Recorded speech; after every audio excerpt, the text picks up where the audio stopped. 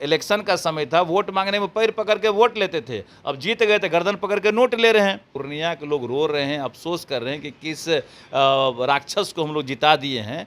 और ये अभी शुरुआत है, अभी 5 साल बाकी है।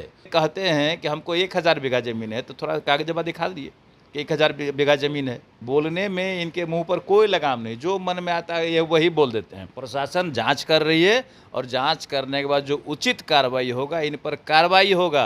रंगदारी मांगे हैं तो जेल जाएंगे। वो तो कह रहे हैं कि सुप्रीम कोर्ट के जज से जांच करवा लें, सब कुछ स्पष्ट हो जाएगा। यहाँ के जांच करने वाले मर गए क्या? पूर्णिया से नवनिर्वाचित सांसद पप्पू यादव पे आरोप लगा है कि वो 1 करोड़ रुपए की रंगदारी मांग रहे हैं। पूर्णिया के व्यवसायी उन्होंने साफ तौर पर आरोप लगाया और कहा है कि देखिए, पप्पू यादव अब सांसद बने हैं तो हमसे 1 करोड़ रुपया मांग रहे हैं। या सुनते ही पप्पू यादव फूट फूट कर रोने लगते हैं और कहने लगते हैं कि देखिए, ये साजिश है क्योंकि हम निर्दलीय जो सांसद बन गए। इस पर बात करने के लिए हमारे साथ बिहार सरकार के मंत्री हैं नीरज बबलू जी। क्या कहिएगा, पप्पू यादव तो फूट फूट कर रो रहे हैं कि आप लोग साजिश रच रहे हैं। देखिए, जैसी करनी वैसी भरनी। और ये रंगदारी मांगना इनका कोई नया काम नहीं है, ये बहुत पुराना काम है। ये पिछले 25-30 साल से रंगदारी मांगते आए हैं। इन पर रंगदारी ऐसे दर्जनों नहीं सैकड़ों केस हुए हैं और कोई ऐसा दफ़ा नहीं है जो इन पर अभी तक नहीं लगा। क्या सारा मतलब आरोप गलत है क्या?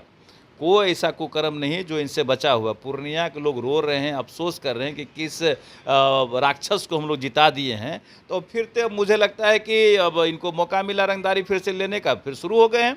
और ये अभी शुरुआत है, अभी 5 साल बाकी है। जो लोग इनको वोट दिए हैं ना, सब अफसोस करेंगे कि किसको जिताएं। आप कह रहे हैं अफसोस करेंगे, वो तो कह रहे हैं हम 20-25 लाख रुपया तो यूं ही पर डे बांट देते हैं, हम 1 करोड़ मांगे, उनकी औकात है देने की। अच्छा, तो बांट देते हैं तो कहाँ से लाते हैं? कौन खेत से गेहूं बेच के लाते हैं? थोड़ा बता दें ना, थोड़ा अपना खेत का बायोडाटा दे दे। कभी कहते हैं हमारे को 500 बीघा ज़मीन है, कभी कहते हैं 1000 बीघा ज़मीन है। और सच्चाई पता करेंगे तो 100 बीघा ज़मीन भी नहीं है। इनके फादर, इनके फोर फादर क्या करते थे उसके बारे में एक बार जान लीजिए जा करके। अब जानिएगा ना, सरजमीन पर जाइएगा ना, तो हर चीज़ का पता लग जाएगा। अगर ये कहते हैं कि हमको 1000 बीघा ज़मीन है, तो थोड़ा कागजबा दिखा दिए कि 1000 बीघा ज़मीन है। ये सब चीज़ सच्चाई जानना चाहिए। बोलने में इनके मुंह पर कोई लगाम नहीं, जो मन में आता है ये वही बोल देते हैं। हर चीज़ का सच्चाई पता लगना चाहिए। प्रशासन जांच कर रही है और जांच करने के बाद जो उचित कार्रवाई होगा, इन पर कार्रवाई होगा। रंगदारी मांगे हैं तो जेल जाएंगे। आप कह रहे हैं रंगदारी मांगे हैं तो जेल जाएंगे, वो तो कह रहे हैं कि सुप्रीम कोर्ट के जज से जांच करवा लें, सब कुछ स्पष्ट हो जाएगा। यहाँ के जांच करने वाले मर गए क्या? यहाँ के जांच करने वाले ख़त्म हो गए हैं। इनको किसी पर भरोसा नहीं है, यहाँ के जज पर भरोसा नहीं है, यहाँ के अधिकारियों पर भरोसा नहीं है। बिहार के अधिकारी जांच करेंगे और दोषी पाए जाएंगे तो जेल जाएंगे।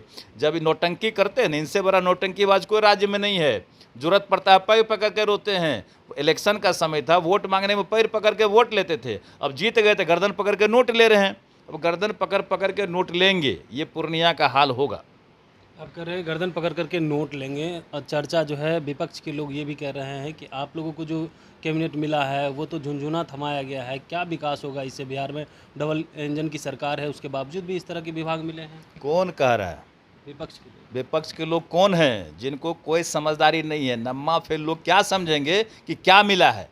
जो मिला है ना, बिहार में कभी नहीं मिला था। और 8 विभाग बिहार को मिला है, 8 मंत्री बिहार से बने हैं। ये बिहार के लिए सौभाग्य की बात है। बिहार का संपूर्ण विकास होगा, इतने बड़े बड़े विभाग मिले, ऊपर से डबल इंजन की सरकार है। और माननीय मुख्यमंत्री जी का माननीय प्रधानमंत्री से इतना बेहतर संबंध है कि वो जो चाहेंगे वो बिहार में होगा और बिहार का संपूर्ण विकास होगा।